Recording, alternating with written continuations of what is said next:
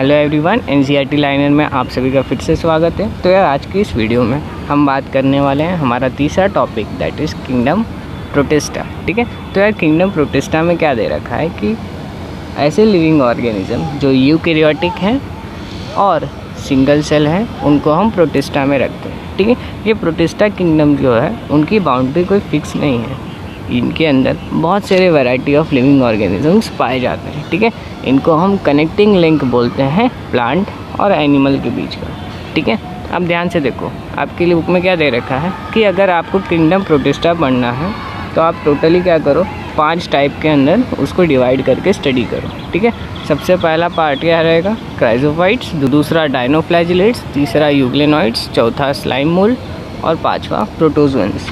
ठीक है, तो हम क्या करेंगे, प्रोटिस्टा को टोटली 5 डिफरेंट टाइप्स में स्टडी करने की कोशिश करेंगे। ठीक है, अब यहाँ क्या दे रखा है कि जो प्रोटिस्टा होता है वो मेनली क्या होता है, एक्वेटिक होता है। ठीक है, और ये लिंक फॉर्म करता है with plant, animal and fungi. ठीक है, अब क्योंकि प्रोटिस्टा यूकैरियोटिक होते हैं, उनके बाद जो सेल बॉडी होती है वो वेल डिफाइन होती है और उनके पास मेम्ब्रेन बाउंड ऑर्गेनेलीज प्रेजेंट होती है। ठीक है, कुछ के पास फ्लैजिला होता है या फिर कुछ के पास सीलिया होता है एज अ लोकोमोटरी ऑर्गन। ठीक है, ये रिप्रोड्यूस सेक्सुअली और एसेक्सुअली दोनों से कर सकते हैं, वो वेरी करता है फ्रॉम प्रोटिस्टा टू प्रोटिस्टा।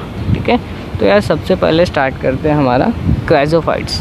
ठीक है, तो क्राइजोफाइट्स से रिलेटेड यहाँ पे क्या दे रखा है कि क्राइजोफाइट्स में मेनली डाई एटम्स और डेस्मिड्स आते हैं। कौन कौन आते हैं, डाई एटम्स और डेस्मिड्स। अब ये जो डेस्मिड्स होते हैं उनको हम गोल्डन एल्गे भी बोलते हैं। क्या बोलते हैं, गोल्डन एल्गे। क्यों बोलते हैं, क्योंकि उनके कलर के वजह से। ठीक है, अब ये जो क्राइजोफाइट्स होते हैं वो मेनली एक्वेटिक होते हैं। एक्वेटिक इन द सेंस ये फ्रेश वाटर में भी पाए जाते हैं और मरीन में भी पाए जाते हैं। ये माइक्रोस्कोपिक होते हैं और वाटर करंट के साथ फ्लो करते हैं। क्योंकि ये एक्वेटिक होते हैं तो वाटर की मूवमेंट जिस डायरेक्शन में होगी, क्राइजोफाइट्स उसी डायरेक्शन में मूव करेंगे पैसिवली। ठीक है, अब ये वाटर के अंदर होते हैं इसीलिए आप इनको प्लैंक्टन्स भी बोल सकते हो। ठीक है, ओके। अब ये जो डाई आइटम्स होते हैं, क्राइजोफाइट्स में डाई आइटम्स और डेस्मिड्स आते हैं। तो जो डाई आइटम्स होते हैं उनका जो सेल वॉल होता है वो एक दूसरे के ऊपर ऐसे क्लोज होता है कि वो एक दूसरे पे फिट हो जाए और एक सोप बॉक्स का फॉर्मेशन करता है वो। ठीक है, तो यार ये एक इम्पॉर्टेंट पॉइंट हो गया कि डाई आइटम्स का जो सेल वॉल होता है वो एक दूसरे पे ओवरलैप होता है और फिट होता है और दस एक box type, soap box type structure form करता है। अब इनका जो सेल वॉल होता है वो सिलिका से बना होता है और इनडिस्ट्रक्टिबल होता है। ठीक है, डाई आइटम्स के पास सेल वॉल को छोड़ करके कुछ नहीं बचता है और जब खाली सेल वॉल सिलिका की बच जाती है तो वो क्या हो जाती है, मिलियंस ऑफ साल के बाद अर्थ के लेयर के यहाँ पहुँच जाती है। ठीक है, अर्थ क्रस्ट के लेयर के बाद पहुँच जाती है और उसको हम बोलते हैं डायटोमिशियस अर्थ। ठीक है, बिलियंस ऑफ साल के बाद जब डाई आइटम्स का सेल वॉल जो सिलिका से बना होता है वो डिकम्पोज नहीं हो पाता है तो वो क्या दे रखा है कि डायटोमिशियस अर्थ जो होते हैं वो सॉइल के साथ मिक्स हो जाते हैं और वैसे सॉइल्स क्या होते हैं, ग्रिटी होते हैं। वैसे सॉइल्स क्या होते हैं, ग्रिटी होते हैं। और क्या दे रखा है कि डायटोमिशियस अर्थ जो होते हैं वो सॉइल के साथ मिक्स हो जाते हैं और वैसे सॉइल्स क्या हो जाते हैं, ग्रिटी होते हैं और वो यूज़ किए जाते हैं for polishing, filtration of oil और सिरप्स में। और एक बात और दे रखा है कि डाई आइटम्स जो होते हैं वो चीफ प्रोड्यूसर्स इन ओशन होते हैं। क्या होते हैं, चीफ प्रोड्यूसर्स इन ओशन। ठीक है, इतनी बातें समझ में आ गई। तो यार एक फटाक से रिकॉल करते हैं। सबसे पहली बात क्राइजोफाइट्स में डाई आइटम्स और डेस्मिड्स आते हैं। डेस्मिड्स को गोल्डन एल्गे बोलते हैं। ठीक है, ये एक्वेटिक होते हैं, पानी के अंदर पैसिवली फ्लो करते हैं और इनको हम प्लैंक्टन्स भी बोलते हैं। इनका जो सेल वॉल होता है, डाई आइटम्स का जो सेल वॉल होता है वो एक दूसरे पे फिट करता है, ओवरलैप करता है, स्ट्रक्चर फॉर्म करता है लाइक सोप बॉक्स। ठीक है, इनका जो सेल वॉल होता है वो सिलिका का बना होता है, इनडिस्ट्रक्टिबल होता है। अब इनका जो सेल वॉल होता है मिलियंस ऑफ साल, बिलियंस ऑफ ईयर्स के बाद क्या होता है, वो ओशन के बेड की ओर और अर्थ फ्लोर के यहाँ मूव करने लगता है और उसी चीज़ को हम डायटोमिशियस अर्थ बोलते हैं। ठीक है, अब ये सब सॉइल के साथ मिक्स होता है तो वैसे सॉइल्स क्या हो जाते हैं, ग्रेटी हो जाते हैं और फिर यूज़ किए जाते हैं for polishing, filtration of oil और सिरप्स के लिए, ठीक है।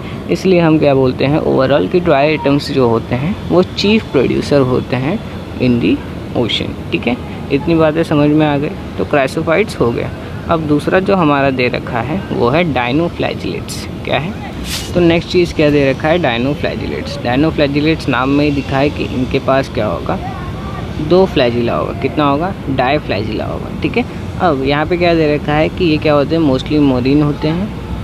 ये क्या होते हैं, मोस्टली मरीन होते हैं और फोटोसिंथेटिक होते हैं। इनका कलर डिपेंड कर सकता है कौन सा मेन पिगमेंट है, yellow, green, blue, red, brown, कोई भी हो सकता है, ठीक है। अगली बात जो दे रखी है वो ये है कि इनका जो आउटर सरफेस पे सेल वॉल होता है उसके ऊपर एक स्निफ प्लेट होती है। क्या होती है, स्टिफ सेलुलोज की प्लेट होती है, ठीक है। क्या होती है, स्टिफ सेलुलोज की प्लेट होती है। हाँ, अब दूसरा पॉइंट क्या दे रखा है कि एक डायनोफ्लैजिलेट है जिसका नाम है गॉन्यूलेक्स। क्या है, गॉन्यूलेक्स, ठीक है। अब ये गॉन्यूलेक्स क्या करता है, रेड टाइड के लिए रिस्पॉन्सिबल होता है। अब ये गॉन्यूलेक्स के अंदर जो होता है वो रेड होता है। क्या होता है, ये रेड डायनोफ्लैजिलेट है। इसका मेन पिगमेंट क्या होगा, रेड कलर का होगा, ठीक है। ये रैपिड मल्टीप्लिकेशन करता है इन द सी। उससे क्या होता है, सी का कलर क्या हो जाता है, ट्रांसफ़र हो जाता है टू रेड। इससे क्या लगता है, पूरा रेड सी हो जाता है, ठीक है। इसलिए हम उस चीज़ को बोलते हैं रेड टाइड, ठीक है। अब जब ये गॉन्यूलेक्स से कुछ टॉक्सिन्स निकलते हैं तो उससे क्या होता है, उससे क्या होता है, मरीन एनिमल्स को जैसे कि फिशेस को ये हार्म करता है, ठीक है।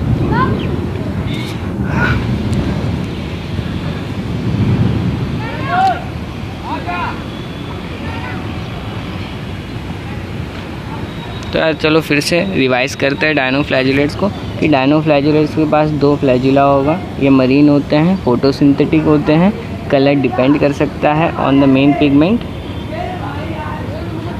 इनके सेल वॉल के पास एक स्टिफ सेलुलोज की प्लेट होती है।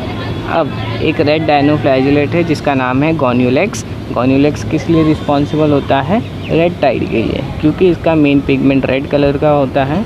फिर जब मल्टीप्लाई करता है तो सी का कलर रेड में कन्वर्ट हो जाता है या फिर अपीयरेंस रेड होती है। इसलिए हम क्या बोलते हैं, इसे रिस्पॉन्सिबल बोलते हैं फॉर रेड टाइड, ठीक है। अब जब ये टॉक्सिन्स रिलीज़ करता है तो मरीन एनिमल जैसे कि फिशेस को ये किल कर सकता है, ठीक है। तो यही सारी चीज़ें दे रखी है डायनोफ्लैजिलेट से रिलेटेड। अब अगला जो प्रोटिस्टा है वो है यूग्लेनॉइड्स। हमने क्या देखा, क्राइसोफाइट्स एक्वेटिक होते थे, डायनोफ्लैजिलेट्स मरीन वाटर होते थे और यूग्लेनॉइड्स फ्रेश वाटर होते हैं, ठीक है। अब ये फ्रेश वाटर के अंदर स्टैगनेंट वाटर में पाए जाते हैं, ऐसा पानी जो एक जगह रुका हुआ है, स्टैगनेंट है, ठीक है। अब अगली चीज़ क्या दे रखा है, इनके पास सेल वॉल नहीं होता। सेल वॉल की जगह पे प्रोटीन रिच एक लेयर होती है जिसको हम बोलते हैं पेलिकल। अब ये पेलिकल के वजह से क्या होता है, उनका बॉडी फ्लेक्सिबल हो जाता है। साथ ही साथ इनके पास 2 फ्लैजिला होती हैं, एक शॉर्ट होता है, एक लॉन्ग होता है, ठीक है। अब जब लाइट होती है तो ये फोटोसिंथेटिक बिहेवियर शो करते हैं और जब सनलाइट नहीं होती है वो एज अ हेट्रोट्रॉप बिहेव करते हैं, ठीक है। इंटरेस्टिंगली देखा जाए तो यूग्लेनॉइड्स जो होते हैं जब सनलाइट होती हैं तो उनके पिगमेंट्स जो होते हैं वो हायर प्लांट की तरह बिहेव करते हैं। Example of euglenoids are euglena, ठीक है। ये देखो बड़ा फ्लैजिला, ये छोटा फ्लैजिला, और इनकी जो लेयर है वो पेलिकल से बनी है। किसकी बनी है, पेलिकल की, ठीक है। ये क्या है, शॉर्ट फ्लैजिला और ये क्या है, लॉन्ग फ्लैजिला, ओके। ये किसका एग्जाम्पल है, यूग्लेना का, ठीक है, ओके, बहुत अच्छे। अब अगली चीज़ देखो, अगला क्या दे रखा है। अब नेक्स्ट देखो क्या दे रखा है, स्लाइम मोल्ड। क्या है, स्लाइम मोल्ड। स्लाइम मोल्ड क्या होते हैं, फोटोसिंथेटिक नहीं होते हैं, सैप्रोफिटिक होते हैं, ठीक है। अब इनकी बॉडी क्या करती है, मूव करती है अलोंग द डिकेइंग ट्विग्स और बाहर निकालते रहती हैं जो भी ऑर्गेनिक मटेरियल उन्होंने एनगल्फ करके रखा है, ठीक है। जब सूटेबल कंडीशन आता है तो वो क्या करता है, एक प्लाज्मोडियम लाइक स्ट्रक्चर फॉर्म करता है जो ग्रो करेगा तो वो सेवरल फीट तक भी ग्रो कर सकता है, ठीक है। और जब अनफेवरेबल कंडीशन आएगा तो प्लाज्मोडियम फिर डिफ्रेंशिएट हो जाएगा और एक फ्रूटिंग बॉडी का स्ट्रक्चर फॉर्म होगा, ठीक है। और जो फ्रूटिंग बॉडीज़ होती हैं उनके टिप्स पे स्पोर्स बेयर करता है। क्या करता है? टिप्स पे स्पोर बेयर करेगा और स्पोर के पास वॉल्स प्रेजेंट होंगे जो एक्सट्रीमली रेजिस्टेंट होंगे और बहुत ही लंबे समय तक वो स्पोर्स जिंदा रहेंगे, ठीक है।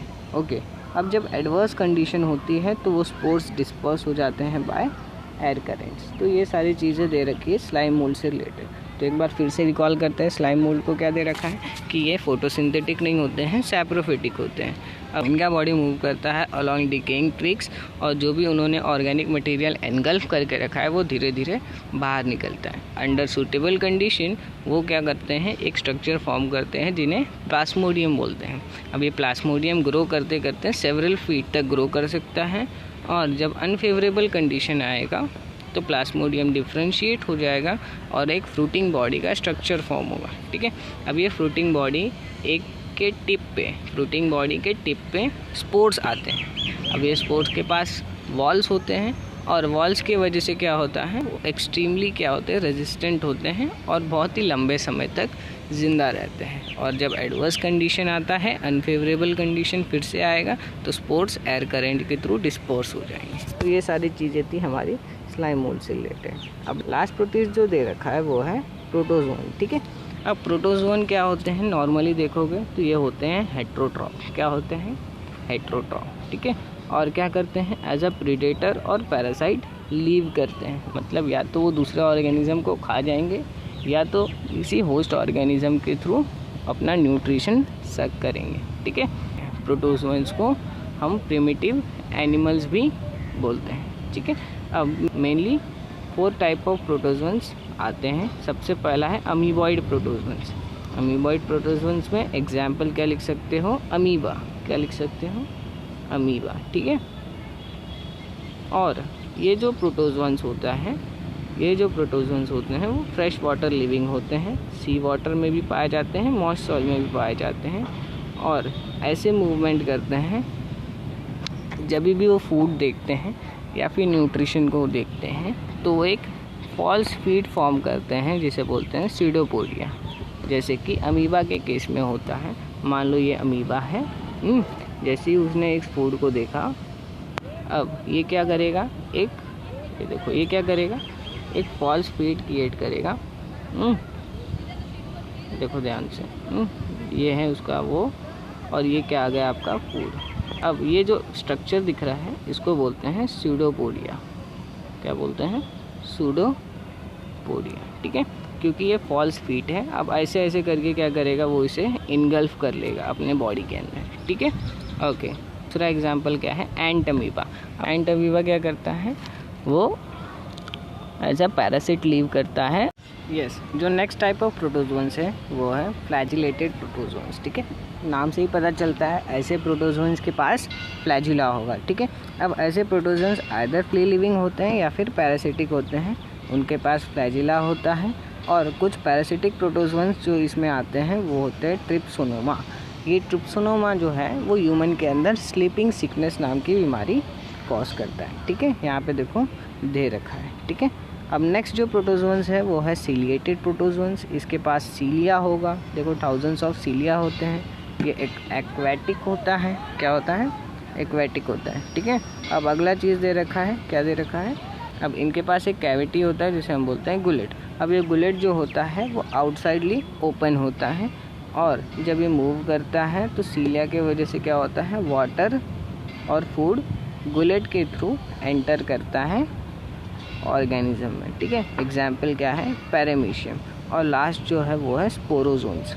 लास्ट जो प्रोटोजोन्स है उसको हम बोलते हैं स्पोरोजोन्स। अब ये स्पोरोजोन्स जो होते हैं वो डाइवर्स होते हैं और इन्फेक्शन कॉज करते हैं ह्यूमन ऑर्गेनिजम्स में। इनके अंदर अलग अलग लाइफ स्टेजेस होते हैं और मोस्टली नोटोरियस लाइफ स्टेजेस जो होता है वो होता है प्लाज्मोडियम का। प्लाज्मोडियम्स क्या है, एक टाइप ऑफ स्पोरोजोन्स है, ठीक है।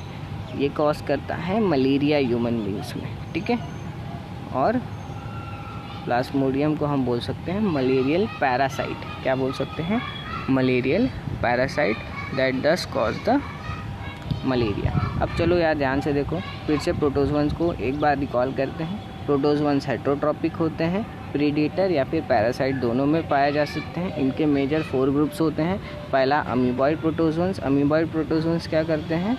ये कैप्चर करते हैं फूड को through the false feet called as pseudopodia. Example amoeba है ये, और पैरासाइटिक एग्जाम्पल्स है एंट अमीबा। ठीक है। दूसरा जो प्रोटोजोअन्स है वो है फ्लैजिलेटेड प्रोटोजोअन्स। इनके पास फ्लैजिला होगा। ये आइदर फ्री लिविंग होते हैं या तो एक्वेटिक होते हैं या तो पैरासिटिक होते हैं। ठीक है। अब ये डिजीज़ कॉज कर सकते हैं जैसे कि स्लीपिंग सिकनेस जो कॉज होता है बाय ट्रिप्सोनोमा। ठीक है। अब नेक्स्ट चीज़ जो है वो है सीलिएटेड प्रोटोजोअन्स। इनके नाम में पता है हमें सीलिया प्रेजेंट होगा। अब थाउजेंड्स ऑफ सीलिया होते हैं, ये एक्वेटिक होते हैं। इनके पास एक कैविटी होती है जिसको हम बोलते हैं गुलेट। अब गुलेट से क्या होता है? वाटर और फूड एंटर होता है through the organisms body. Example paramecium. अब लास्ट जो प्रोटोजोअन्स है वो है स्पोरोजोन्स। इसका एक एग्जाम्पल है पैरामीशियम जो मलेरिया पैरासाइट है, ह्यूमंस में मलेरिया कॉज करता है। इसके अंदर नोटोरियस लाइफ साइकिल के अलग अलग स्टेजेस होते हैं। ठीक है। तो इतनी बातें हो गई। अब आज के लिए बस इतना ही। मिलते हैं नेक्स्ट लेक्चर के लिए। नेक्स्ट लेक्चर में हम देखेंगे किंगडम फंगाई के बारे में। ठीक है। तब तक के लिए थैंक यू।